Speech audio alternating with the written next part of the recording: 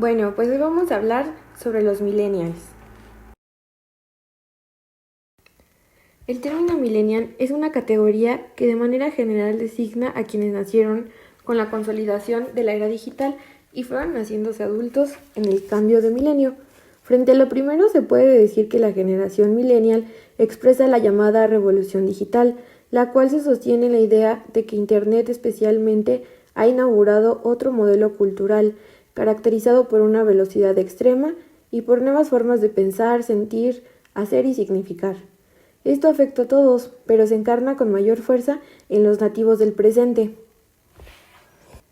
es decir, a los y las jóvenes, quienes les tocará vivir ya como adultos los efectos de lo que hoy está sucediendo. Después, en este mismo sentido, el haberse hecho adulta con el cambio de siglo es una segunda marca interesante, como realidad y como metáfora, porque habla de una generación bisagra, de una generación en la que conviven la defensa de la familia con el rechazo a cualquier institución social, el consumismo con el consumo responsable, la comunicación digital con la revitalización de la experiencia corporal, la afirmación de valores patriarcales con la fractura de cualquier norma de género, o la gobernanza en red con la toma de plazas públicas. Así, lo clave en la comprensión de la generación millennial no es que use las nuevas tecnologías mejor que otras, sino es estar a mitad de camino entre lo viejo y lo nuevo. Esa es la marca de la revolución. El conjunto de innumerables pero repetitivas características que se le atribuyen a los millennials en la esfera mediática sostienen la idea de que comparten valores y actitudes que los identifican como parte de una misma generación, a la vez que los distancian de sus antecesoras. Es decir, propone que son iguales, que son únicos y que la generación entonces es homogénea. Existen problemas concretos para señalar en torno a la dificultad de esta identificación. Primero, el establecimiento de un rango de edad muy amplio, de 18 a 35 años. La idea, poco sostenible en la práctica, de que existe una diferencia tajante y rígida entre generaciones. Como consecuencia, se ignora, por ejemplo, que un joven de 34 años se puede sentir más cerca de una persona de 37 años, que en la lógica que estamos siguiendo pertenecería a la generación X, que a otro millennial de 22 años. También es importante tener en cuenta que el origen de esta categoría es anglosajón y que su mayor desarrollo se ha dado en países llamados del primer mundo. Esto significa que respondería a lecturas de realidades que quizá no concuerdan necesariamente con las realidades latinoamericanas. Esto lleva a sacar del juego a los jóvenes reales que les dieron la vida y los jóvenes reales sobre quienes estas etiquetas se imponen. Se trata de artículos que suelen centrar su atención en jóvenes con alta capacidad de consumo y de incorporación en la fuerza de trabajo en el sector privado demanda. Desde esta perspectiva, la imagen que la categoría de millennials posiciona es la de jóvenes que ocupan posiciones de liderazgo y que están en el centro del mercado.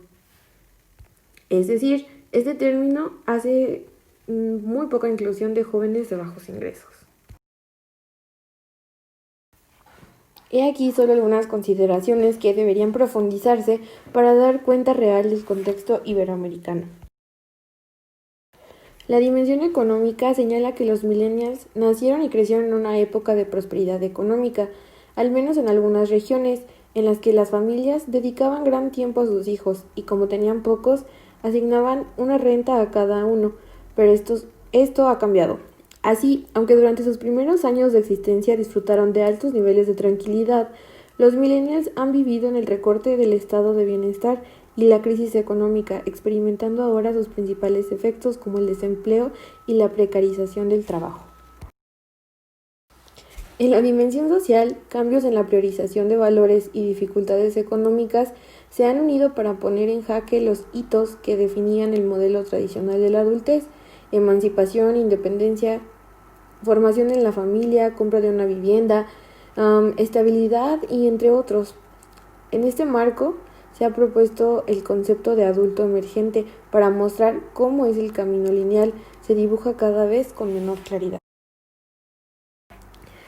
En la dimensión cultural han mutado el lenguaje, los sentidos y las formas de comunicarse y de relacionarse.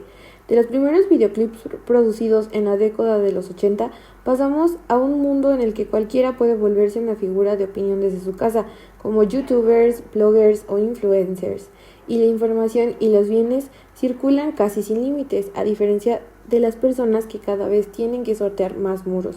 Por ello se pueden estar conectados con todo el mundo y todo tu entorno local simultáneamente, y la inmediatez marca la interacción. En la dimensión política habría que tener en cuenta que la millennial es una generación heredera de las imperfecciones de la democracia que sobrevino a las dictaduras militares. Por ello enfrentan grandes retos que tienen que ver con la desigualdad, el populismo, los estrictos límites entre derecha y izquierda y la corrupción.